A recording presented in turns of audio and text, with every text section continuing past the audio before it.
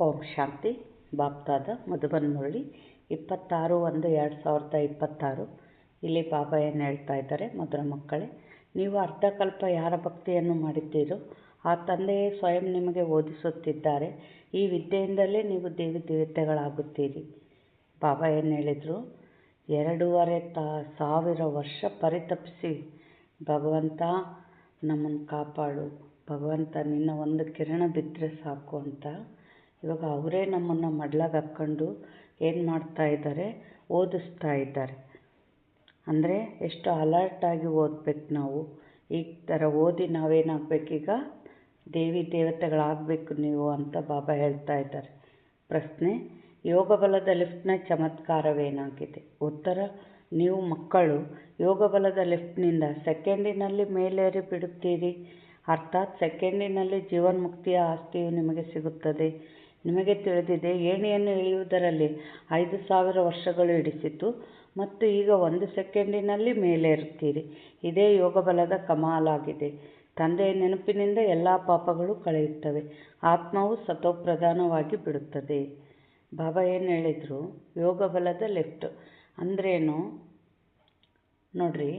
ಯಾವಾಗ ನಾವು ಪರಂಧಾಮದಲ್ಲಿರುವ ತಂದೆನ ಅನುಭವ ಮಾಡಿದ್ವೋ ನಾವು ಆತ್ಮ, ಆವಾಗೇ ನಮಗೆ ಜೀವನ್ಮುಕ್ತಿ ಸಿಕ್ತು.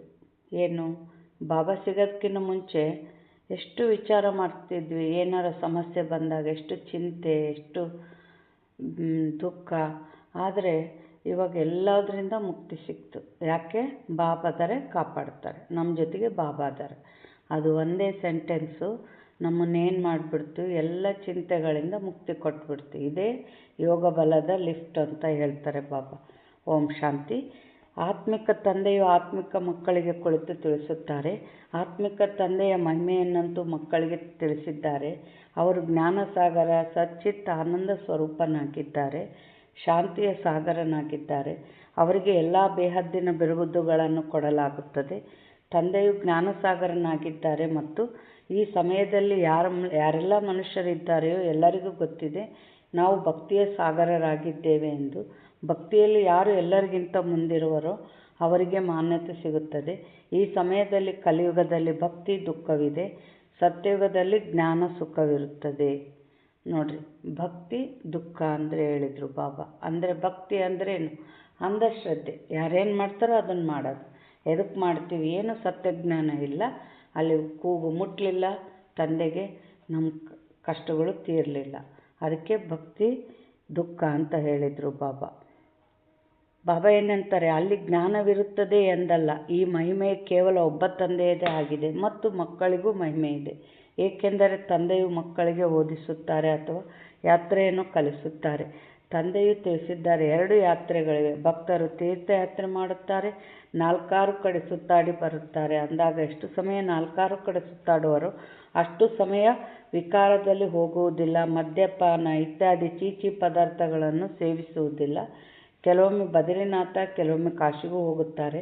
ಭಗವಂತನಿಗೆ ಭಕ್ತಿ ಮಾಡುತ್ತಾರೆ. ಅಂದ ಮೇಲೆ ಭಗವಂತನು ಒಬ್ಬರೇ ಇರಬೇಕಲ್ಲವೇ? ಎಲ್ಲ ಕಡೆ ಸುತ್ತಾಡುವ ಅವಶ್ಯಕತೆ ಇಲ್ಲ ಅಲ್ಲವೇ? ಶಿವತಂದೆಯ ತೀರ್ಥಸ್ಥಾನವನ್ನು ನೋಡಿಕೊಂಡು ಬರುತ್ತಾರೆ. ಕಾಶಿಯು ಎಲ್ಲಕ್ಕಿಂತ ದೊಡ್ಡ ತೀರ್ಥಸ್ಥಾನವೆಂದು ಗಾಯನವಿದೆ. ಅದಕ್ಕೆ ಶಿವಪುರಿ ಅಂತಲೂ ಹೇಳುತ್ತಾರೆ. 4 ಕಡೆ ಹೋಗುತ್ತಾರೆ. ಆದರೆ ಯಾರ ದರ್ಶನ ಮಾಡಲು ಹೋಗುವರು ಅಥವಾ ಯಾರ ಭಕ್ತಿ ಮಾಡುವರೋ ಅವರ ಚರಿತ್ರೆ, ಕರ್ತವ್ಯದ ಬಗ್ಗೆ ಯಾರಿಗೂ ತಿಳಿದಿಲ್ಲ.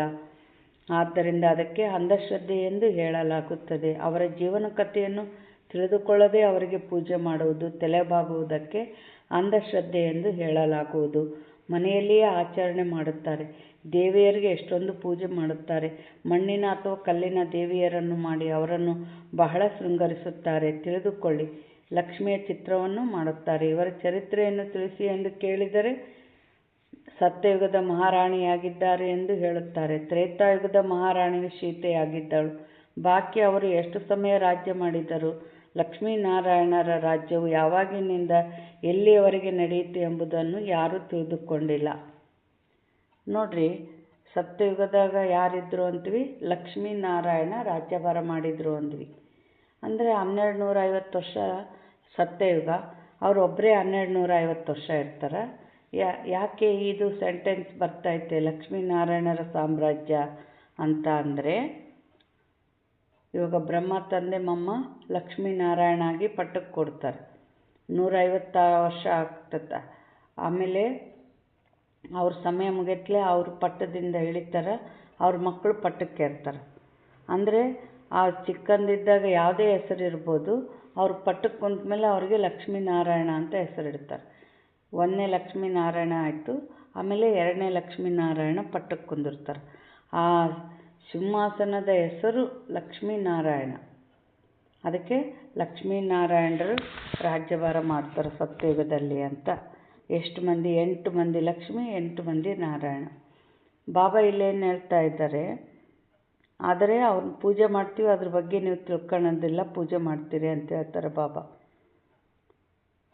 ಈಗ ಲಕ್ಷ್ಮೀನಾರಾಯಣರ ರಾಜ್ಯವು ಯಾವಾಗಿನಿಂದ ಎಲ್ಲಿವರೆಗೆ ನಡೆಯಿತು ಎಂಬುದನ್ನು ಯಾರೂ ತಿಳಿದುಕೊಂಡಿಲ್ಲ. ಮನುಷ್ಯರು ಭಕ್ತಿ ಮಾರ್ಗದಲ್ಲಿ ತೀರ್ಥಸ್ಥಾನಗಳಿಗೆ ಹೋಗುತ್ತಾರೆ. ಇವೆಲ್ಲವೂ ಭಗವಂತನೊಂದಿಗೆ ಮಿಲನ ಮಾಡುವ ಉಪಾಯವಾಗಿವೆ ಎಂದು ತಿಳಿಯುತ್ತಾರೆ. ಶಾಸ್ತ್ರಗಳನ್ನು ಓದುವುದು ಸಹ ಭಗವಂತನೊಂದಿಗೆ ಮಿಲನ ಮಾಡಲು ಉಪಾಯವಾಗಿದೆ ಎಂದು ತಿಳಿಯುತ್ತಾರೆ. ಆದರೆ ಭಗವಂತ ಎಲ್ಲಿದ್ದಾರೆ? ಅದಕ್ಕೆ ಅವರು ಸರ್ವವ್ಯಾಪಿ ಎಂದು ಹೇಳಿಬಿಡುತ್ತಾರೆ. ಅವರು ಎಲ್ಲ ಕಡೆ ಯಾಕೆ ತಿರುಗ್ತಾರೆ? ಎಲ್ಲ ಕಡೆ ಭಗವಂತ ಇದ್ದಾನಂತ ತಿರುಗ್ತಾ ಇದ್ದಾರೆ. ಆದರೆ ಸೂರ್ಯನ ಬಿಸಿಲು ಎಲ್ಲ ಕಡೆ ಬೀಳ್ತದೆ, ಆದರೆ ಸೂರ್ಯ ಎಲ್ಲ ಕಡೆ ಇರಲ್ಲ. ಅದರಂತೆ ಅವರೇನು ಶಾಂತಿಯ ಅನುಭವ ಮಾಡ್ತಾರೆ, ಸುಖದ ಅನುಭವ ಮಾಡ್ತಾರಲ್ಲ ಅಲ್ಪ, ಅದು ಅಲ್ಲಿ ಏನು ಆ ಶಕ್ತಿಗಳು ಇರ್ತವೆ, ಪರಮಾತ್ಮನ ಶಕ್ತಿಗಳು ಇರ್ತಾವಾಗಲಿ ಪರಮಾತ್ಮ ಅಲ್ಲಿರಲ್ಲ. ಬಾಬಾ ಏನು ಹೇಳ್ತಾ ಇದ್ದಾರೆ, ವಿದ್ಯೆಯಿಂದ ನಾವು ಈ ದೇವಿ ದೇವತೆಗಳಾಗುತ್ತೇವೆಂದು ಈಗ ನಿಮಗೆ ತಿಳಿದಿದೆ. ಸ್ವಯಂ ತಂದೆಯೇ ಬಂದು ಓದಿಸುತ್ತಾರೆ. ಯಾರ ಮಿಲನಕ್ಕಾಗಿ ಅರ್ಧಕಲ್ಪ ಭಕ್ತಿ ಮಾರ್ಗ ನಡೆಯುತ್ತದೆ. ಬಾಬಾ ಪಾವನರನ್ನಾಗಿ ಮಾಡಿ ಮತ್ತೆ ತಾವು ಯಾರು ಎಂದು ತಮ್ಮ ಪರಿಚಯವನ್ನು ಕೊಡಿ ಎಂದು ಹೇಳುತ್ತಾರೆ. ತಂದೆಯೂ ತಿಳಿಸಿದ್ದಾರೆ, ನೀವು ಆತ್ಮರು ಬಿಂದುವಾಗಿದ್ದೀರಿ. ಆತ್ಮಕ್ಕೆ ಇಲ್ಲಿ ಶರೀರವು ಸಿಕ್ಕಿದೆ, ಆದ್ದರಿಂದ ಇಲ್ಲಿ ಕರ್ಮ ಮಾಡುತ್ತದೆ. ದೇವತೆಗಳು ಸತ್ಯುಗದಲ್ಲಿ ರಾಜ್ಯ ಮಾಡಿ ಹೋಗಿದ್ದಾರೆಂದು ಹೇಳುತ್ತಾರೆ. ಅವಶ್ಯವಾಗಿ ಗಾಡ್ ಫಾದರ್ ಸ್ವರ್ಗ ಸ್ಥಾಪನೆ ಮಾಡಿದರು, ಆಗ ನಾವು ಇರಲಿಲ್ಲ. ಭಾರತದಲ್ಲಿ ಸ್ವರ್ಗವಿತ್ತು ಎಂದು ಕ್ರಿಶ್ಚಿಯನ್ನರು ಸಹ ತಿಳಿದುಕೊಳ್ಳುತ್ತಾರೆ. ಭಾರತವಾಸಿಗಳಿಗಿಂತಲೂ ಅವರ ಬುದ್ಧಿಯಾದರೂ ಸ್ವಲ್ಪ ಚೆನ್ನಾಗಿದೆ. ಸತೋಪ್ರಧಾನರು ಭಾರತವಾಸಿಗಳೇ ಆಗುತ್ತಾರೆ ಮತ್ತು ತಮೋಪ್ರಧಾನರೂ ಆಗುತ್ತಾರೆ. ಅಂದರೆ ಬಾಬಾ ಏನಂತಾರೆ, ಮೊದಲು ಸ್ವರ್ಗ ಇತ್ತು, ದೇವಿ ದೇವತೆಗಳಿದ್ದರು, ಗಾಡ್ ಫಾದರ್ ಅದನ್ನು ರಚನೆ ಮಾಡಿದ್ರು ಅಂತ ಕ್ರಿಶ್ಚಿಯನ್ನರ ಬುದ್ಧಿಯಲ್ಲಿ ಐತೆ. ಇವಾಗ ನಾವು ಭಾರತವಾಸಿಗಳು ಅದೆಲ್ಲದನ್ನು ಮರೆತು ಬಿಟ್ಟಿದ್ವಿ. ನಾವು ದೇವಿ ದೇವತೆಗಳಾಗಿದ್ವಿ ಅನ್ನೋದು ಜ್ಞಾನ ಕೂಡ ಇಲ್ಲದಷ್ಟು ಪಾಪಾತ್ಮಗಳು ಆಗಿಬಿಟ್ಟಿವಿ. ಬಾಬಾ ಏನಂತಾರೆ, ಕ್ರಿಶ್ಚಿಯನ್ನರು ಇಷ್ಟು ಸುಖವನ್ನು ನೋಡುವುದಿಲ್ಲ, ಇಷ್ಟು ದುಃಖವನ್ನು ನೋಡುವುದಿಲ್ಲ. ನೋಡ್ರಿ ಬಾಬಾ ಏನು ಹೇಳ್ತಾ ಇದ್ದಾರೆ, ಈಗಿನ ಕ್ರಿಶ್ಚಿಯನ್ನರು ಎಷ್ಟೊಂದು ಸುಖಿಯಾಗಿ ಇದ್ದಾರೆ. ಅಂದರೆ ಅಮೇರಿಕಾ ನೋಡ್ರಿ, ಅವೆಲ್ಲ ಎಷ್ಟು ದೊಡ್ಡ ದೊಡ್ಡ ಶ್ರೀಮಂತ ರಾಷ್ಟ್ರಗಳಿದ್ದಾವೆ. ನಮ್ಮ ಭಾರತ ಬಡ ದೇಶ. ಅಂದರೆ ಇಲ್ಲಿ ಬಾಬಾ ಏನು ಹೇಳ್ತಾರೆ, ಯಾರು ಭಾಳ ಸುಖ ನೋಡ್ತಾರೋ ಅಷ್ಟೇ ದುಃಖನ ನೋಡ್ತಾರೆ. ಯಾರು ಭಾಳ ಪುಣ್ಯ ಮಾಡಿರ್ತಾರೋ ಅಷ್ಟೇ ಪಾಪ ಮಾಡ್ತಾರೆ. ಇದು ಕರ್ಮದ ಫಿಲಾಸಫಿ. ಯಾಕೆ ಅವರು ಭಾಳ ದುಃಖ ನೋಡಲ್ಲ, ನಾವ್ಯಾಕೆ ಭಾಳ ದುಃಖ ನೋಡ್ತೀವಿ ಅಂದರೆ, ನಾವು ಭಾಳ ಜನ್ಮ, ನಮ್ಮದು 5000 ವರ್ಷ ಆಯಿತು ಇಳಿದು, ಮತ್ತು 84 ಜನ್ಮ ತೊಗೊತೀವಿ. ಇದು ಒಂದೊಂದು ಜನ್ಮದಾಗ ಇಷ್ಟಿಷ್ಟು ಶಕ್ತಿ ಕಮ್ಮಿ ಆಯಿತು ಅಂದರೆ ಎಷ್ಟು ಶಕ್ತಿ ಕಮ್ಮಿ ಆಗಿಬಿಡುತ್ತೆ, ಧರ್ಮದಲ್ಲಿ ನಡೆಯುವ ಶಕ್ತಿ ಇಲ್ದಂಗೆ ಆಗಿಬಿಡುತ್ತೆ. ಅದಕ್ಕೆ ಪಾಪ ತುಂಬಿ ತಮೋ ಪ್ರಧಾನ ಆಗಿಬಿಟ್ಟಿವಿ. ಅವರು ಎಲ್ಲ ದ್ವಾಪರ್ಲಿಂದ ಕಡಿಮೆ ಕಡಿಮೆ ಜನ್ಮ, 30, 20, 10, 5, ಕೆಲವರಿಗೆ 1, 2 ಕಡಿಮೆ ಜನ್ಮ, ಕಡಿಮೆ ಪಾಪ ಮಾಡ್ತಾರೆ, ಅದಕ್ಕೆ ಸುಖಿಯಾಗಿದ್ದಾರೆ. ಬಾಬಾ ಏನು ಹೇಳ್ತಾ ಇದ್ದಾರೆ, ಈಗಿನ ಕ್ರಿಶ್ಚಿಯನ್ನರು ಎಷ್ಟೊಂದು ಶ್ರೀಮಂತರಾಗಿದ್ದಾರೆ, ಸುಖಿಯಾಗಿದ್ದಾರೆ. ಮೊದಲಂತೂ ಅವರು ಬಡವರಾಗಿದ್ದರು. ಹಣವನ್ನಂತೂ ಪರಿಶ್ರಮದಿಂದಲೇ ಸಂಪಾದಿಸಲಾಗುತ್ತದೆ ಅಲ್ಲವೇ. ಮೊದಲು ಒಬ್ಬ ಕ್ರಿಸ್ತನು ಬಂದನು ಮತ್ತು ಅವರ ಧರ್ಮವು ಸ್ಥಾಪನೆಯಾಗುತ್ತದೆ, ವೃದ್ಧಿಯಾಗುತ್ತಾ ಹೋಗುತ್ತದೆ. ಒಬ್ಬರಿಂದ ಇಬ್ಬರು, ಇಬ್ಬರಿಂದ 4 ಜನ, ಹೀಗೆ ವೃದ್ಧಿಯಾಗತೊಡಗುತ್ತದೆ. ಈಗ ನೋಡಿ, ಕ್ರಿಶ್ಚಿಯನ್ನರ ವೃಕ್ಷವು ಎಷ್ಟೊಂದಾಗಿ ಬಿಟ್ಟಿದೆ. ದೇವಿ ದೇವತಾ ಮನೆತನವು ತಳಹದಿಯಾಗಿದೆ. ಅದು ಮತ್ತೆ ಈ ಸಮಯದಲ್ಲಿ ಸ್ಥಾಪನೆಯಾಗುತ್ತದೆ. ತಳಹದಿ ಅಂದರು ದೇವಿ ದೇವತಾ ಧರ್ಮ. ಅಂದರೆ ಕ್ರಿಸ್ತನಲ್ಲಿ ಆ ಎಲ್ಲ ದೈವಿ ಗುಣ, ಆ ಧರ್ಮ ಅದೆಲ್ಲ ಆತನು ಎಲ್ಲಿಂದ ಪಡೆದ? ಆ ಆತ್ಮನು ಸಂಗಮ ಯುಗದಲ್ಲೇ ಪಡಿತತೆ. ಎಲ್ಲರಿಗೆ ಈ ಸಂಗಮ ಯುಗದಾಗೆ ಬಾಬಾ ತುಂಬೋದು. ಎಲ್ಲಿ ಹಿಮಾಲಯ ಪರ್ವತದ ತುಂಬಲ್ಲ, ಎಲ್ಲಿ ಆಕಾಶದ ತುಂಬಲ್ಲ. ಅದು ತುಂಬ್ಕೊಂಡಿರ್ತತೆ ಸಂಗಮ ಯುಗದಾಗ. ತನ್ನ ಪಾತ್ರ ಯಾವಾಗೈತೋ ಅವಾಗ ಇಳಿದು ತನ್ನ ಧರ್ಮನ ಸ್ಥಾಪನೆ ಮಾಡ್ತದೆ. ಬುನಾದಿ ಯಾವುದು? ದೇವಿ ದೇವತಾ ಧರ್ಮ ಅಂತ ಬಾಬಾ ಹೇಳ್ತಾ ಇದ್ದಾರೆ. ಈಗ ಅದು ಮತ್ತೆ ಈ ಸಮಯದಲ್ಲಿ ಸ್ಥಾಪನೆಯಾಗುತ್ತದೆ. ಮೊದಲು ಒಬ್ಬ ಬ್ರಹ್ಮ ಮತ್ತು ಬ್ರಾಹ್ಮಣರ ದತ್ತು ಸಂತಾನ ವೃದ್ಧಿಯಾಗತೊಡಗಿತು. ತಂದೆಯು ಓದಿಸುತ್ತಾರೆ, ಆದ್ದರಿಂದ ಅನೇಕರು ಬ್ರಾಹ್ಮಣರಾಗಿ ಬಿಡುತ್ತಾರೆ. ಮೊದಲು ಇವರೊಬ್ಬರೇ ಇದ್ದರಲ್ಲವೇ? ಒಬ್ಬರಿಂದ ಎಷ್ಟೊಂದು ವೃದ್ಧಿಯಾಗಿದೆ, ಇನ್ನೂ ಎಷ್ಟು ಆಗುವುದಿದೆ. ಎಷ್ಟು ಸೂರ್ಯವಂಶಿ ಚಂದ್ರವಂಶಿ ದೇವತೆಗಳಿದ್ದರೂ ಅವರೆಲ್ಲರೂ ಈಗಲೇ ತಯಾರಾಗಬೇಕಾಗಿದೆ. ಮೊದಲು ಒಬ್ಬ ತಂದೆಯಾಗಿದ್ದಾರೆ. ಆ ತಂದೆಗೆ ನಾವು ಆತ್ಮರು ಎಷ್ಟೊಂದು ಮಂದಿ ಸಂತಾನರಾಗಿದ್ದೇವೆ. ನಾವೆಲ್ಲ ಆತ್ಮರ ತಂದೆಯು ಅನಾದಿಯಾಗಿದ್ದಾರೆ. ಈ ಸೃಷ್ಟಿ ಚಕ್ರವು ಸುತ್ತುತ್ತಿರುತ್ತದೆ. ಎಲ್ಲ ಮನುಷ್ಯರು ಸದಾ ಇರುವುದಿಲ್ಲ. ಆತ್ಮರು ಭಿನ್ನ ಭಿನ್ನ ಪಾತ್ರವನ್ನು ಅಭಿನಯಿಸಬೇಕಾಗಿದೆ. ಈ ವಂಶ ವೃಕ್ಷಕ್ಕೆ ದೇವಿ ದೇವತೆಗಳು ಮೊದಲ ಬುನಾದಿಯಾಗಿದ್ದಾರೆ. ನಂತರ ಅವರಿಂದ ಶಾಖೆಗಳು ಹೊರಟಿವೆ. ಅಂದಾಗ ತಂದೆಯು ಮಕ್ಕಳಿಗೆ ತಿಳಿಸುತ್ತಾರೆ. ನಾನು ಬಂದು ಏನು ಮಾಡುತ್ತೇನೆ ಎಂಬುದನ್ನು ಮಕ್ಕಳಿಗೆ ತಿಳಿಸುತ್ತಾರೆ. ಆತ್ಮದಲ್ಲಿಯೇ ಧಾರಣೆಯಾಗುತ್ತದೆ. ನಾನು ಹೇಗೆ ಬಂದೆನು ಎಂದು ತಂದೆಯು ಕುಳಿತು ತಿಳಿಸುತ್ತಾರೆ. ನೀವೆಲ್ಲ ಮಕ್ಕಳು ಈಗ ಪತಿತರಾಗಿದ್ದೀರಿ, ಆದ್ದರಿಂದ ನೆನಪು ಮಾಡುತ್ತೀರಿ. ಸತ್ಯ ತ್ರೇತಾಯುಗದಲ್ಲಿ ನೀವು ಸುಖಿಯಾಗಿದ್ದಿರಿ, ಆದ್ದರಿಂದ ನೆನಪು ಮಾಡುತ್ತಿರಲಿಲ್ಲ. ದ್ವಾಪರದ ನಂತರ ಯಾವಾಗ ದುಃಖವು ಹೆಚ್ಚಾಯಿತು, ಆಗ ಏ ಪರಮಪಿತ ಪರಮಾತ್ಮ ತಂದೆಯೇ ಎಂದು ಕರೆದಿರಿ. ಹೌದು ಮಕ್ಕಳೇ, ಕೇಳಿಸಿಕೊಂಡೆನು. ಏನನ್ನು ಬಯಸುತ್ತೀರಿ? ಬಾಬಾ ಬಂದು ಪತಿತರನ್ನು ಪಾವನ ಮಾಡಿ. ಬಾಬಾ, ನಾವು ಬಹಳ ದುಃಖಿ ಪತಿತರಾಗಿದ್ದೇವೆ, ಬಂದು ನಮ್ಮನ್ನು ಪಾವನ ಮಾಡಿ, ಕೃಪೆ ಮಾಡಿ, ಆಶೀರ್ವಾದ ಮಾಡಿ ಎಂದು ನೀವು ನನ್ನನ್ನು ಕರೆದಿರಿ. ಸತ್ಯಯುಗಕ್ಕೆ ಪಾವನ ಪ್ರಪಂಚವೆಂದು ಹೇಳಲಾಗುತ್ತದೆ. ಇದನ್ನು ಸಹ ಸ್ವಯಂ ತಂದೆಯು ತಿಳಿಸುತ್ತಾರೆ. ಡ್ರಾಮಾ ಪ್ಲಾನ್ ಅನುಸಾರ ಯಾವಾಗ ಸಂಗಮ ಯುಗವಾಗುವುದು, ಸೃಷ್ಟಿಯು ಹಳೆಯದಾಗುವುದು, ಆಗ ನಾನು ಬರುತ್ತೇನೆ. ಬಾಬಾ ಏನು ಹೇಳ್ತಾ ಇದ್ದಾರೆ? ನಾವು ಈಗ ನೋಡ್ರಿ, ನಾವು ದ್ವಾಪರ್ಲಿಂದ ಹೋಗಿವಿ, ಆದರೆ ಬಾಬಾ ಬಂದ್ರ ಇಲ್ಲ. ಅವರು ಯಾವ ಸಮಯದಲ್ಲಿ ಬರಬೇಕೋ ಆ ಸಮಯದಲ್ಲೇ ಬರ್ತಾರೆ. ಯಾಕೆ? ಇಷ್ಟು ದುಃಖದಲ್ಲಿ ಇದ್ದರೂ ಕೂಡ ಭಗವಂತ ಬಂದಾನ ಅಂದರೆ ಕಿವಿಯಾಗಿ ಬೀಳ್ತಾ ಇಲ್ಲ ಜನರಿಗೆ. ಮಾಯದ ಜಗತ್ತಿಗೆ ಹೋಗ್ತಾರೆ. ಇನ್ನು ಸುಖವಾಗಿದ್ದಾಗ ಬಂದರೆ ಕೇಳ್ತಾ ಇದ್ರ ಇಲ್ಲ. ಅದಕ್ಕೆ ಕಾದಂಚಾದಂಗೆ ಆಗಿರ್ತಾರೆ ದುಃಖದಲ್ಲಿ. ಆಗ ಬಂದು ತಂದೆ ಬಂದಾನಂದಾಗ ಮಡ್ಲಿಗೆ ಬಂದು ಜ್ಞಾನ ತುಂಬ್ಕೊಳ್ತಾರೆ. ಅದಕ್ಕೆ ಬಾಬಾ ಏನಂತಾರೆ? ನನ್ನ ಸಮಯದಲ್ಲಿ ನಾನು ಬರ್ತೀನಿ ಅಂತ ಹೇಳ್ತಾರೆ.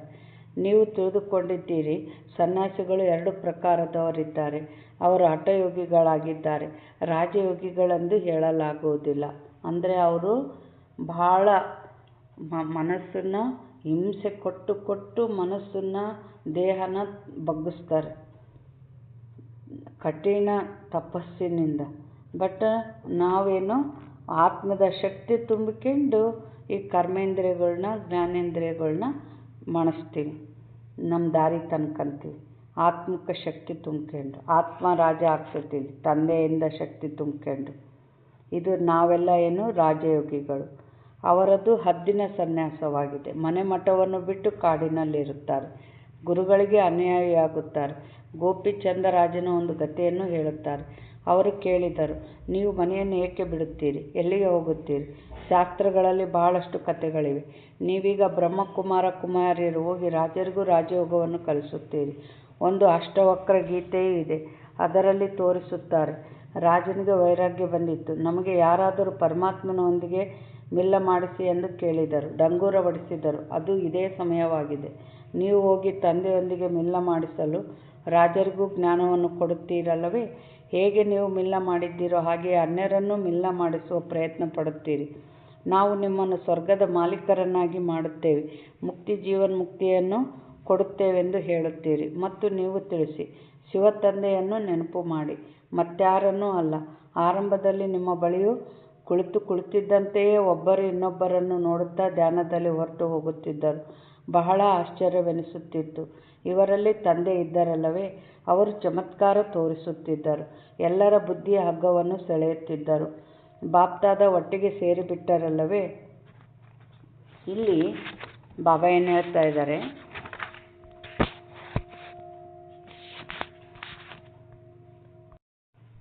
ಎಲ್ಲರೂ ತಂದೆಯ ನೆನಪಿನಲ್ಲಿ ಮಲಗಿಬಿಡಿ ಎಂದು ಹೇಳಿದಾಗ ಎಲ್ಲರೂ ಧ್ಯಾನದಲ್ಲಿ ಹೊರಟು ಹೋಗುತ್ತಿದ್ದರು. ಇದೆಲ್ಲವೂ ಶಿವ ತಂದೆಯ ಚತುರತೆಯಾಗಿತ್ತು. ಇದನ್ನು ಅನ್ಯರು ಜಾದುವೆಂದು ಹೇಳತೊಡಗಿದರು. ಅಂದರೆ ಬಾಬಾ ಏನು ಹೇಳ್ತಾರೆ, ಫಸ್ಟ್ ಆದಿಯಲ್ಲಿ ಒಬ್ಬೊಬ್ಬರು ಧ್ಯಾನದಲ್ಲಿ ಹೊರಟೋದ್ರಂದರೆ ಒಂದು ದಿನ 2 ದಿನ ಎಲ್ಲ ಹೋಗ್ಬಿಡ್ತಿದ್ರಂತೆ. ಅಂದರೆ ಇದು ಅವರೇನು ಅದು ಅತೀಂದ್ರಿಯ ಸುಖದಲ್ಲಿ ಮೈ ಮರೆತು ಕುತ್ಕೊಂಡ್ಬಿಡ್ತಿದ್ರು ಮತ್ತು ಧ್ಯಾನದಲ್ಲಿ ಮಲಗಿಬಿಡ್ತಿದ್ರು. ಆದರೆ ಇದೆಲ್ಲ ನೋಡಿ ಜ್ಞಾನ ಇಲ್ಲದವರು ಭಗವಂತನ ಅರಿಲಾರ್ದವರು ಇವರೇನೋ ಮಾಟ ಮಂತ್ರ ಮಾಡ್ತಾಯಿದ್ದಾರೆ, ಏನೋ ಜಾದು ಮಾಡ್ತಾರಂತ ಹೇಳೋಕ್ಕೆ ಶುರು ಮಾಡಿದರು. ಹಿಂಗೆ ಹೇಳೋದಕ್ಕೆ ಶುರು ಮಾಡಿದ್ದಕ್ಕೆ ಮತ್ತೆ ಅದನ್ನು ನಿಂದಿರಿಸ್ಬಿಟ್ರು ಬಾಬಾ ಸಾಕ್ಷಾತ್ಕಾರ ಮಾಡಿಸೋದನ್ನು. ಇದು ಶಿವ ತಂದೆಯ ಆಟವಾಗಿತ್ತು. ತಂದೆಯು ಜಾದಗಾರ, ಸೌದಾಗಾರ, ರತ್ನಗಾರನಲ್ಲವೇ? ಅಗಸನೂ ಆಗಿದ್ದಾರೆ, ಅಕ್ಕಸಾಲಿಗನೂ ಆಗಿದ್ದಾರೆ, ವಕೀಲನೂ ಆಗಿದ್ದಾರೆ. ಎಲ್ಲರನ್ನು ರಾವಣನ ಬಂಧನದಿಂದ ಬಿಡಿಸುತ್ತಾರೆ. ಏ ಪತಿತ ಪಾವನ, ಏ ದೇವರ ದೇಶದಲ್ಲಿರುವ ತಂದೆಯೇ, ಬಂದು ನಮ್ಮನ್ನು ಪಾವನ ಮಾಡಿ. ಪತಿತ ಪ್ರಪಂಚದಲ್ಲಿ ಪತಿತ ಶರೀರದಲ್ಲಿ ಬಂದು ನಮ್ಮನ್ನು ಪಾವನ ಮಾಡಿ ಎಂದೇ ಅವರನ್ನು ಕರೆಯುತ್ತಾರೆ. ನೀವೀಗ ಅದರ ಅರ್ಥವನ್ನು ತಿಳಿದುಕೊಂಡಿದ್ದೀರಿ. ನೋಡ್ರಿ, ನಾವೆಲ್ಲ ಎಷ್ಟು ಪರಿಶ್ರಮ ಪಟ್ಟರೆ ನಾವು ಹೋಗಿ ಮತ್ತೆ ಬಂಗಾರದ ಮನೆ, ಬಂಗಾರದ ಕುರ್ಜೆ ಕೂತ್ಕೊಂತೀವಿ ಸಿಂಹಾಸನದ. ಪಾಪ ಬಾಬಾ ಇದೇ ಪತಿತ ಜಗತ್ತಿಗೆ ಬರಬೇಕು, ಮತ್ತೆ ಆಯಿತು, ಮತ್ತೆ ತಮ್ಮನಿಗೆ ಹೋಗಿ ಕೂತ್ಕೋಬೇಕು. ಅವರು ಸ್ವರ್ಗದನ್ನು ಬರೋದೇ ಇಲ್ಲ ಸ್ವರ್ಗಕ್ಕೆ. ಬಾಬಾ ಏನು ಹೇಳ್ತಾ ಇದ್ದಾರೆ, ತಂದೆಯು ಬಂದು ತಿಳಿಸುತ್ತಾರೆ, ನೀವು ಮಕ್ಕಳು ರಾವಣನ ದೇಶದಲ್ಲಿ ನನ್ನನ್ನು ಕರೆದಿರಿ. ನಾನಂತೂ ಪರಂಧಾಮದಲ್ಲಿ ಕುಳಿತಿದ್ದೆನು.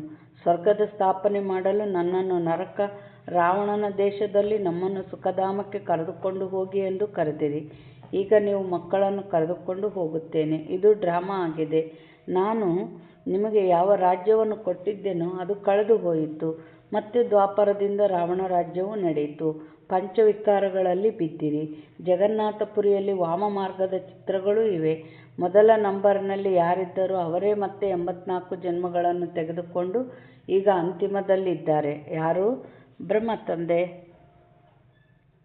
ಈಗ ಮತ್ತೆ ಅವರೇ ಮೊದಲ ನಂಬರ್ನಲ್ಲಿ ಹೋಗಬೇಕಾಗಿದೆ. ಈ ಬ್ರಹ್ಮರವರು ಕುಳಿತಿದ್ದಾರೆ, ವಿಷ್ಣುವು ಕುಳಿತಿದ್ದಾರೆ. ಪರಸ್ಪರ ಇವರ ಸಂಬಂಧವೇನು ಪ್ರಪಂಚದಲ್ಲಿ ಯಾರೂ ತಿಳಿದುಕೊಂಡಿಲ್ಲ. ಅಂದರೆ ಮೊದಲನೇ ಜನ್ಮ ವಿಷ್ಣು, 84ನೇ ಜನ್ಮ ಯಾರು? ಬ್ರಹ್ಮ. ಅದೇ ಆತ್ಮ 1ನೇ ಪಾತ್ರ ವಿಷ್ಣು, 84ನೇ ಪಾತ್ರ ಬ್ರಹ್ಮ. ಬಾಬಾ ಏನು ಹೇಳ್ತಾರೆ, ಬ್ರಹ್ಮ ಸರಸ್ವತಿಯು ಸಹ ಮೂಲತಃ ಸತ್ಯಯುಗದ ಮಾಲೀಕರು ಲಕ್ಷ್ಮೀನಾರಾಯಣರಾಗಿದ್ದರು. ಈಗ ನರಕದ ಮಾಲೀಕರಾಗಿದ್ದಾರೆ. ಮತ್ತೆ ಲಕ್ಷ್ಮೀನಾರಾಯಣರಾಗಲು ಈಗ ತಪಸ್ಸು ಮಾಡುತ್ತಿದ್ದಾರೆ. ದಿಲ್ವಾಡ ಮಂದಿರದಲ್ಲಿ ಪೂರ್ಣ ನೆನಪಾರ್ಥವಿದೆ. ತಂದೆಯು ಇಲ್ಲಿಯೇ ಬಂದಿದ್ದಾರೆ. ಆದ್ದರಿಂದ ಈಗ ಬರೆಯುತ್ತಾರೆ, ಅಬು ಪರ್ವತವು ಸರ್ವ ತೀರ್ಥ ಸ್ಥಾನಗಳಲ್ಲಿ ಎಲ್ಲ ಧರ್ಮಗಳ ತೀರ್ಥ ಸ್ಥಾನಗಳಿಗಿಂತಲೂ ಮುಖ್ಯ ತೀರ್ಥ ಸ್ಥಾನವಾಗಿದೆ. ಏಕೆಂದರೆ ತಂದೆಯೇ ಇಲ್ಲಿ ಬಂದು ಸರ್ವಧರ್ಮಗಳ ಸದ್ಗತಿ ಮಾಡುತ್ತಾರೆ. ನೀವು ಶಾಂತಿಧಾಮಕ್ಕೆ ಹೋಗಿ ನಂತರ ಸುಖಧಾಮದಲ್ಲಿ ಬರುತ್ತೀರಿ. ಬಾಬಾ ಏನು ಹೇಳ್ತಾರೆ, ಅಬು ಪರ್ವತ, ಮೌಂಟ್ ಅಬು ಅಂದ್ರೇನು? ಕೈಲಾಸ ಅಂತ ಏನು ಶಾಸ್ತ್ರಗಳಲ್ಲಿ ಓದಿವಲ್ಲ, ಎಲ್ಲಿ ಹಿಮಾಲಯದ ತುದಿಯಲ್ಲಿ ಕೈಲಾಸ ಇಲ್ಲ, ಎಲ್ಲಿ ಶಂಕರ ಅಮರ ಕಥೆ ಹೇಳ್ತಾ ಇಲ್ಲ ಪಾರ್ವತಿಗೆ, ಇಲ್ಲಿ ನಾವೆಲ್ಲ ಆತ್ಮ ಪಾರ್ವತಿಯರಿಗೆ ಪರಮಪತಿ, ಪತಿಯರ ಪತಿ ಪರಮೇಶ ಶಿವಬಾಬಾ ನಮಗೆಲ್ಲ ಅಮರ ಕಥೆ ಹೇಳ್ತಾ ಇದ್ದಾರೆ. ಮರಣದಲ್ಲಿರುವ ದುಃಖದ ಮೇಲೆ ವಿಜಯ ಪಡೆಯೋ ಜ್ಞಾನನ ಈಗ ನಮಗೆ ಹೇಳ್ತಾ ಇದ್ದಾರೆ. ಅಂದ್ರೇನು? ಸತ್ಯಯುಗದಲ್ಲಿ ಮರಣದಲ್ಲಿ ನಮಗೇನಿರಲ್ಲ, ಸತ್ಯಯುಗದಲ್ಲಿ ಮರಣದಲ್ಲಿ ದುಃಖ ಇರಲ್ಲ. ಅಂದರೆ ನನ್ನ ಆತ್ಮ ಅವಿನಾಶಿ, ನನಗೆ ಸಾವಿಲ್ಲ. ನಾನು ಈ ದೇಹ ಬಿಡ್ತೀನಿ, ಇನ್ನೊಂದು ದೇಹ ತಗೊತೀನಿ. ಆತ್ಮ ಅವಿನಾಶಿ ಅನ್ನೋ ಜ್ಞಾನ ಇರ್ತತ್ತಲ್ಲಿ, ಅಲ್ಲಿ ಮರಣದಲ್ಲಿ ದುಃಖ ಇರಲ್ಲ. ಅದಕ್ಕೆ ಅಮರ ಕಥೆನ ಇಲ್ಲಿ ಪರಮಾತ್ಮ ತಂದೆ ಎಲ್ಲಿ ಮಧುಬನ ಅಬು ಪರ್ವತದಲ್ಲಿ ಈಗ ಅಮರ ಕಥೆನ ಹೇಳ್ತಾ ಇದ್ದಾರೆ. ಬಾಬಾ ಏನು ಹೇಳ್ತಾ ಇದ್ದಾರೆ, ನೀವು ಶಾಂತಿಧಾಮಕ್ಕೆ ಹೋಗಿ ನಂತರ ಸುಖಧಾಮದಲ್ಲಿ ಬರುತ್ತೀರಿ. ಉಳಿದವರೆಲ್ಲರೂ ಶಾಂತಿಧಾಮಕ್ಕೆ ಹೊರಟು ಹೋಗುವರು. ಆ ಮಂದಿರವು ಜಡ ನೆನಪಾರ್ಥವಾಗಿದೆ, ಇದು ಚೈತನ್ಯವಾಗಿದೆ. ಯಾವಾಗ ನೀವು ಚೈತನ್ಯದಲ್ಲಿ ಆಗಿಬಿಡುತ್ತೀರೋ ಆಗ ಈ ಮಂದಿರಗಳೆಲ್ಲವೂ ಸಮಾಪ್ತಿಯಾಗುತ್ತವೆ. ಮತ್ತೆ ಭಕ್ತಿ ಮಾರ್ಗದಲ್ಲಿ ಈ ನೆನಪಾರ್ಥಗಳನ್ನು ಮಾಡಿಸುತ್ತಾರೆ. ನೀವೀಗ ಸ್ವರ್ಗದ ಸ್ಥಾಪನೆ ಮಾಡುತ್ತಿದ್ದೀರಿ. ಸ್ವರ್ಗವು ಮೇಲಿದೆ ಎಂದು ಮನುಷ್ಯರು ತಿಳಿದುಕೊಳ್ಳುತ್ತಾರೆ. ನೀವೀಗ ತಿಳಿದುಕೊಂಡಿದ್ದೀರಿ, ಇದೇ ಭಾರತವು ಸ್ವರ್ಗವಾಗಿತ್ತು, ಈಗ ನರಕವಾಗಿದೆ. ಈ ಚಕ್ರವನ್ನು ನೋಡುತ್ತಿದ್ದಂತೆಯೇ ಎಲ್ಲ ಜ್ಞಾನವೂ ಬಂದು ಬಿಡುತ್ತದೆ. ದ್ವಾಪರದಿಂದ ಬೇರೆ ಬೇರೆ ಧರ್ಮದವರು ಬರುತ್ತಾರೆ. ಆದ್ದರಿಂದ ನೋಡಿ, ಈಗ ಎಷ್ಟೊಂದು ಧರ್ಮಗಳಿವೆ. ಇದು ಕಲಿಯುಗವಾಗಿದೆ. ನೀವೀಗ ಸಂಗಮದಲ್ಲಿದ್ದೀರಿ. ಸತ್ಯಯುಗದಲ್ಲಿ ಹೋಗಲು ಪುರುಷಾರ್ಥ ಮಾಡುತ್ತೀರಿ. ಕಲಿಯುಗದಲ್ಲಿ ಎಲ್ಲರೂ ಕಲ್ಲು ಬುದ್ಧಿಯವರಾಗಿದ್ದಾರೆ. ಸತ್ಯಯುಗದಲ್ಲಿ ಪಾರಸ ಬುದ್ಧಿಯವರಿರುತ್ತಾರೆ. ನೀವೇ ಪಾರಸ ಬುದ್ಧಿಯವರಿದ್ದೀರಿ. ನೀವೇ ನಂತರ ಕಲ್ಲು ಬುದ್ಧಿಯವರಾಗಿದ್ದೀರಿ. ಈಗ ಪುನಃ ಪಾರಸ ಬುದ್ಧಿಯವರಾಗಬೇಕಾಗಿದೆ. ತಂದೆಯು ತಿಳಿಸುತ್ತಾರೆ, ನೀವು ನನ್ನನ್ನು ಕರೆದಿರಿ, ಆದ್ದರಿಂದ ನಾನು ಬಂದಿದ್ದೇನೆ ಮತ್ತು ನಿಮಗೆ ಹೇಳುತ್ತೇನೆ, ಕಾಮವನ್ನು ಜಯಿಸಿದರೆ ಜಗಜ್ಜೀತರಾಗುವಿರಿ. ಮುಖ್ಯವಾದ ವಿಕಾರವೂ ಇದೇ ಆಗಿದೆ. ಸತ್ಯಯುಗದಲ್ಲಿ ಎಲ್ಲರೂ ನಿರ್ವಿಕಾರಿಗಳಾಗಿರುತ್ತಾರೆ. ಕಲಿಯುಗದಲ್ಲಿ ವಿಕಾರಿಗಳಾಗಿದ್ದಾರೆ. ತಂದೆಯು ತಿಳಿಸುತ್ತಾರೆ, ಮಕ್ಕಳೇ, ಈಗ ನಿರ್ವಿಕಾರಿಗಳಾಗಿ 63 ಜನ್ಮಗಳಂತೂ ವಿಕಾರದಲ್ಲಿ ಹೋಗಿದ್ರಿ. ಈ ಅಂತಿಮ ಜನ್ಮ ಪವಿತ್ರರಾಗಿ. ಈಗ ಎಲ್ಲರೂ ಸಾಯಲೇಬೇಕಾಗಿದೆ. ನಾನು ಸ್ವರ್ಗ ಸ್ಥಾಪನೆ ಮಾಡಲು ಬಂದಿದ್ದೇನೆ. ಅಂದಮೇಲೆ ಈಗ ನನ್ನ ಶ್ರೀಮತದಂತೆ ನಡೆಯಿರಿ. ನಾನು ಏನು ಹೇಳುವೆನೋ ಅದನ್ನು ಕೇಳಿಸಿಕೊಳ್ಳಿ. ನೀವೀಗ ಕಲ್ಲು ಬುದ್ಧಿಯವರನ್ನು ಪಾರಸ ಬುದ್ಧಿಯವರನ್ನಾಗಿ ಮಾಡುವ ಪುರುಷಾರ್ಥ ನೀವೀಗ ಮಾಡುತ್ತಿದ್ದೀರಿ. ನೀವೇ ಪೂರ್ಣ ಏಣಿಯನ್ನು ಏರುತ್ತೀರಿ ಮತ್ತು ಇಳಿಯುತ್ತೀರಿ. ನೀವು ಹೇಗೆ ಜಿನ್ನನಾಗಿದ್ದೀರಿ. ಜಿನ್ನನ ಕಥೆಯಾಗಿದೆಯಲ್ಲವೇ. ನನಗೆ ಕೆಲಸ ಕೊಡಿ ಎಂದು ಜಿನ್ನನು ಹೇಳಿದನು. ಆಗ ಒಳ್ಳೆಯದು, ಏಣಿಯನ್ನು ಹತ್ತು ಮತ್ತು ಇಳಿ ಎಂದು ರಾಜನು ಹೇಳಿದನು. ಅಂದ್ರೇನು, ಜಿನ್ ಅಂತ ಒಂದು ರಾಕ್ಷಸ ಇದ್ದಂತೆ. ಕೆಲಸ ಕೊಡು, ಕೆಲಸ ಇಲ್ಲ ಅಂದರೆ ತಿಂದು ಬಿಡ್ತೀನಿ ನಾನು ಎಲ್ಲರನ್ನೂ, ನಿನ್ನೂ ತಿಂದುಬಿಡ್ತೀನಿ ರಾಜ ಅಂತಿದ್ನಂತೆ. ಅದಕ್ಕೆ ಎಷ್ಟು ಕೆಲಸ ಕೊಟ್ಟರು 1 ನಿಮಿಷ ಮಾಡ್ತಿದ್ನಂತೆ. ಏನು ಕೆಲಸ ಕೊಟ್ಟವ ರಾಜ? ಏಣಿ ಹತ್ತು ಇಳಿ, ಅದು ಮುಗಿಯಂಗಿಲ್ಲಲ್ಲ. ಅಂದರೆ ನಾವು ಸತ್ಯಯುಗಕ್ಕೆ ಹೋಗೋದು, ಕಲಿಯುಗಕ್ಕೆ ಬರೆಯೋದು, ಸತ್ಯಯುಗಕ್ಕೆ ಹೋಗೋದು, ಕಲಿಯುಗಕ್ಕೆ ಬರೋದು. ಜಿನ್ನನ ಕಥೆ ಅಂತ ಬಾಬಾ ಹೇಳ್ತಾ ಇದ್ದಾರೆ. ಅನೇಕ ಮನುಷ್ಯರು ಹೇಳುತ್ತಾರೆ, ಭಗವಂತನಿಗೆ ಏನಾಗಿತ್ತು? ಏಣಿಯನ್ನು ಹತ್ತಿಸುತ್ತಾರೆ ಮತ್ತು ಇಳಿಸುತ್ತಾರೆ. ಇಂತಹ ಏಣಿಯನ್ನು ಮಾಡಲು ಭಗವಂತನಿಗೆ ಏನಾಗಿತ್ತು ಎಂದು ಹೇಳುತ್ತಾರೆ. ಆದರೆ ತಂದೆಯು ತಿಳಿಸುತ್ತಾರೆ, ಇದು ಅನಾದಿ ನಾಟಕವಾಗಿದೆ. ನೀವು 5000 ವರ್ಷಗಳಲ್ಲಿ 84 ಜನ್ಮಗಳನ್ನು ತೆಗೆದುಕೊಂಡಿದ್ದೀರಿ. ನೀವು ಕೆಳಗಿಳಿಯುವುದರಲ್ಲೇ 5000 ವರ್ಷಗಳು ಹಿಡಿಸಿತು. ಈಗ 1 ಸೆಕೆಂಡಿನಲ್ಲಿ ಮೇಲೇರುತ್ತೀರಿ. ಬಾಬಾ ಏನಂತಾರೆ, ನಾನು ಮಾಡಿಲ್ಲ, ಇದು ಅನಾದಿ ನಾಟಕ ಅಂತಾರೆ. ಅಂದ್ರೇನು? ಇವಾಗ ನೋಡ್ರಿ, ಇವಾಗ ಕಷ್ಟ ಐತೆ, ಯಾವುದು ಬೇಡಪ್ಪ, ನಾವು ಹೋಗಿ ಪರಂಧಾಮದಾಗ ಕೊಡ್ತೀವಿ. ಯಾವ ಸತ್ಯಯುಗ ಬೇಡ, ಕಲಿಯುಗ ಬೇಡ, ನಮಗೆ ಪರಂಧಾಮದಾಗ ಇದ್ದು ಬಿಡಬೇಕು ಅಂತೀರಿ. ಹಂಗಂತ ಪರಂಧಾಮಕ್ಕೆ ಕರ್ಕೊಂಡು ಹೋಗ್ತಾನೆ, ಶಾಂತಿಯಲ್ಲಿ ಕೂಡಿಸ್ಕೊಳ್ತಾನೆ. ಆಗ ಆತ್ಮದ್ದು ಒಂದು ಚಂಚಲ ಸ್ವಭಾವ. ಇವಾಗ ಶಾಂತಿ ಬೇಕಾಗುತ್ತೆ, ಮೇಲೆ ಹೋಗ್ತೀವಿ, ಅಲ್ಲಿ ಆ ಶಾಂತಿ ಸಾಕಾಗ್ತೈತೆ, ಆಮೇಲೆ ಅದಕ್ಕೆ ಸುಖ ಬೇಕು ಅನ್ನಿಸ್ತೈತೆ. ಅವಾಗ ಮತ್ತೆ ತಾನೇ ಇಳಿತೈತೆ. ಬಾಬಾ ಇದನ್ನೇನು ಮಾಡಿಲ್ಲ, ಇದು ಅನಾದಿ ಡ್ರಾಮಾ ಅಂತ ಬಾಬಾ ಹೇಳ್ತಾರೆ. ಏನಂದರೆ ನಾವು ಪತಿತ ಇದ್ದವ್ರನ್ನ ಪಾವನ ಮಾಡ್ತಾರೆ ಬಾಬಾ ಅಷ್ಟೇ. ಬಾಬಾ ಇಲ್ಲೇನು ಹೇಳ್ತಾ ಇದ್ದಾರೆ, ಏರುವುದಕ್ಕೂ ಲಿಫ್ಟ್ ಇದೆ. ಸೆಕೆಂಡಿನಲ್ಲಿ ಜೀವನ್ಮುಕ್ತಿ, ಸತೋಪ್ರಧಾನರಾಗಬೇಕಾಗಿದೆ. ನಂತರ ಕ್ರಮೇಣ ತಮೋಪ್ರಧಾನರಾಗುತ್ತೀರಿ. 5000 ವರ್ಷಗಳು ಹಿಡಿಸುತ್ತವೆ, ಒಳ್ಳೆಯದು. ಈಗ ಮತ್ತೆ ತಮೋಪ್ರಧಾನರಿಂದ ಇದೊಂದು ಜನ್ಮದಲ್ಲಿ ಸತೋಪ್ರಧಾನರಾಗಬೇಕಾಗಿದೆ. ನಾನೀಗ ನಿಮಗೆ ಸ್ವರ್ಗದ ರಾಜ್ಯಭಾಗ್ಯವನ್ನು ಕೊಡುತ್ತೇನೆ. ಅಂದ ಮೇಲೆ ನೀವೇಕೆ ಪವಿತ್ರರಾಗುವುದಿಲ್ಲ? ಆದರೆ ಕಾಮೇಶು ಕ್ರೋಧೇಶು ಇದ್ದಾರಲ್ಲವೇ, ವಿಕಾರ ಸಿಗದಿದ್ದರೆ ಮತ್ತೆ ಸ್ತ್ರೀಯರನ್ನು ಹೊಡೆಯುತ್ತಾರೆ, ಹೊರಹಾಕುತ್ತಾರೆ, ಬೆಂಕಿಯನ್ನಿಟ್ಟು ಬಿಡುತ್ತಾರೆ. ಅಬಲೆಯರ ಮೇಲೆ ಎಷ್ಟೊಂದು ಅತ್ಯಾಚಾರಗಳಾಗುತ್ತವೆ. ಇದು ಸಹ ಡ್ರಾಮಾದಲ್ಲಿ ನಿಗದಿಯಾಗಿದೆ. ಒಳ್ಳೆಯದು. ಮಧುರಾತಿ ಮಧುರ ಆಗಲಿ ಹೋಗಿ ಮರಳಿ ಸಿಕ್ಕಿರುವ ಮಕ್ಕಳ ಪ್ರತಿ ಮಾತ್ಪಿತಾ ಬಾಪ್ದಾದರವರ ನೆನಪು, ಪ್ರೀತಿ ಹಾಗೂ ಸುಪ್ರಭಾತ.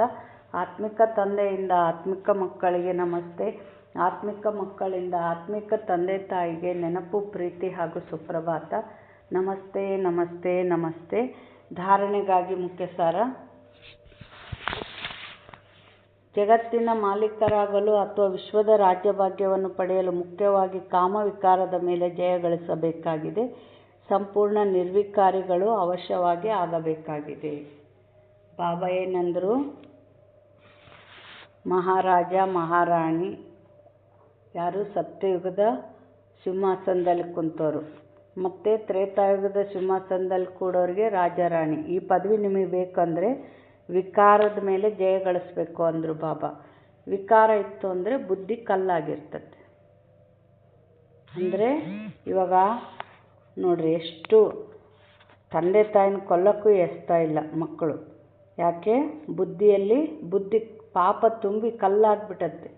ನಾವು ತೊಂದರೆ ಕೊಟ್ಟರೆ ಮತ್ತೆ ಆ ಕಷ್ಟನ ಅನುಭವಿಸ್ಬೇಕಾಗ್ತೈತೆ ಅನ್ನೋ ವಿಚಾರ ಕೂಡ ಇಲ್ದಂಗೆ ಆಗ್ಬಿಟ್ಟತ್ತೆ. ಅಂದರೆ ನಮ್ಮಲ್ಲಿ ವಿಕಾರ ಇತ್ತು ಅಂದರೆ ಕಲ್ಲು ಬುದ್ಧಿಯಾಗಿ ಪಾಪನೇ ಮಾಡ್ತೀವಿ. ಅದಕ್ಕೆ ಬಾಬಾ ಇಲ್ಲೇನಂತಾರೆ, ನೀವು ವಿಕಾರದಿಂದ ಮುಕ್ತಿ ಪಡಿಬೇಕು ಅಂತಾರೆ ಬಾಬಾ. ಹೇಗೆ ನಮಗೆ ತಂದೆಯು ಸಿಕ್ಕಿದ್ದಾರೆ ಹಾಗೆಯೇ ಎಲ್ಲರನ್ನೂ ತಂದೆಯೊಂದಿಗೆ ಮಿಲನ ಮಾಡಿಸುವ ಪ್ರಯತ್ನ ಪಡಬೇಕಾಗಿದೆ. ತಂದೆಯ ಸತ್ಯ ಪರಿಚಯ ಕೊಡಬೇಕಾಗಿದೆ. ಸತ್ಯವಾದ ಯಾತ್ರೆಯನ್ನು ಕಲಿಸಬೇಕಾಗಿದೆ. ವರದಾನ: ತಮ್ಮ ಮುಂದೆ ದುಃಖದ ಪ್ರಪಂಚವಿದ್ದರೂ ನಿಶ್ಚಿಂತಪುರದ ಚಕ್ರವರ್ತಿಯ ಅನುಭವ ಮಾಡುವಂತಹ ಅಷ್ಟಶಕ್ತಿ ಸ್ವರೂಪ ಭವ. ಏನು ಹೇಳಿದರು ಬಾಬಾ? ನಮಗೆ ಬಾಬಾ ಯಾಕೆ ಪಾಲನೆ ಕೊಡ್ತಾ ಇದ್ದಾರೆ? ಶಕ್ತಿ ತುಂಬಿ, ಜ್ಞಾನ ತುಂಬಿ, ಈ ಕಲಿಯುಗದಾಗಿದ್ದರೂ ಕೂಡ ಹೆಂಗಿರಬೇಕು? ನಿಶ್ಚಿಂತ ಚಕ್ರವರ್ತಿ. ಅದರ ಅನುಭವ ಮಾಡಿರಿ, ಅಷ್ಟು ಶಕ್ತಿ ಸ್ವರೂಪರಾಗ್ರಿ ಅಂತ ವರದಾನ ಕೊಡ್ತಾ ಇದ್ದಾರೆ ಬಾಬಾ. ದುಃಖ ಮತ್ತು ನಿಶ್ಚಿಂತತೆಯ ಜ್ಞಾನವು ಈಗಷ್ಟೇ ಇದೆ. ತಮ್ಮ ಮುಂದೆ ದುಃಖದ ಪ್ರಪಂಚವಿದ್ದರೂ ಸಹ ನಿಶ್ಚಿಂತಪುರಿಯ ಚಕ್ರವರ್ತಿ ಅನುಭವ ಮಾಡುವುದೇ ಅಷ್ಟಶಕ್ತಿ ಸ್ವರೂಪ ಕರ್ಮೇಂದ್ರಿಯ ಜಿತ ಮಕ್ಕಳ ಚಿಹ್ನೆಯಾಗಿದೆ. ಈಗಷ್ಟೇ ತಂದೆಯ ಮೂಲಕ ಸರ್ವಶಕ್ತಿಗಳ ಪ್ರಾಪ್ತಿಯಾಗುವುದು. ಆದರೆ ಯಾವುದೇ ಒಂದು ಸಂಘದೋಷ ಅಥವಾ ಯಾವುದೇ ಕರ್ಮೇಂದ್ರಿಯಗಳ ವಶವಾಗುತ್ತೀರಿ ಎಂದರೆ ತಮ್ಮ ಶಕ್ತಿಯನ್ನು ಕಳೆದುಕೊಳ್ಳುವರಿ. ಆದ್ದರಿಂದ ನಿಶ್ಚಿಂತಪುರಿ ನಶೆ ಅಥವಾ ಖುಷಿಯ ಪ್ರಾಪ್ತಿ ಏನಾಗಿದೆಯೋ ಅದು ಸ್ವತಃವಾಗಿ ಕಳೆದುಕೊಳ್ಳುತ್ತೀರಿ. ನಿಶ್ಚಿಂತಪುರದ ಚಕ್ರವರ್ತಿಯು ಸಹ ಬಡವನಾಗುತ್ತಾನೆ. ಬಾಬಾ ಏನು ಹೇಳ್ತಾ ಇದ್ದಾರೆ? ನಾವು ಬಾಬಾ ನೆನಪು ಮಾಡಿ ಸರ್ವಶಕ್ತಿಗಳಿಂದ ಭರ್ಪೂರಾಗಿವೆ ಅಂತಂದರೆ, ಅಷ್ಟಶಕ್ತಿಗಳಿಂದ ಈ ಕಲಿಯುಗದ ದುಃಖಿ ಜಗತ್ತಿನಲ್ಲಿದ್ದರೂ ಕೂಡ ನಾವು ನಿಶ್ಚಿಂತ ಚಕ್ರವರ್ತಿಗಳ ಅನುಭವ ಮಾಡ್ತೀವಿ. ಆದರೆ ಏನಾದರೂ ಯಾವುದಾದ್ರೂ ಕರ್ಮೇಂದ್ರಿಯಕ್ಕೆ ವಶ ಆದಿವಿ, ಮಾಯೆಗೆ ವಶ ಆದಿವಿ ಅಂದರೆ ನಾವು ನಿಶ್ಚಿಂತಪುರಿ ಚಕ್ರವರ್ತಿ ಕೂಡ ಬಡವನಾಗ್ತಾನೆ. ಅಂದರೆ ಮತ್ತೆ ಯಾವುದಾದ್ರೂ ಫೀಲಿಂಗು, ಚಿಂತೆಯಲ್ಲಿ ಬರ್ತಾನೆ ಅಂತ ಬಾಬಾ ಹೇಳ್ತಾರೆ. ಸ್ಲೋಗನ್: ಸದಾ ದೃಢತೆಯ ಶಕ್ತಿ ಜೊತೆ ಇದ್ದರೆ ಸಫಲತೆ ಕೊರಳಿನ ಹಾರ ಆಗುವುದು. ದೃಢತೆಯ ಶಕ್ತಿ ಅಂದ್ರೇನು? ಹೀಗೇ ಮಾಡಬೇಕು, ಆದರೆ ಮಾಡ್ತೀನಿ, ಆಗಲಿಲ್ಲದ್ರಿಲ್ಲ ಅಲ್ಲ. ಅಮೃತ ವೇಳೆ ಕಂಪಲ್ಸರಿ, ಸೇವೆ ಕಂಪಲ್ಸರಿ, ಜ್ಞಾನ ಕೇಳೋದು ಹೇಳೋದು ಸೇವೆ ಕಂಪಲ್ಸರಿ.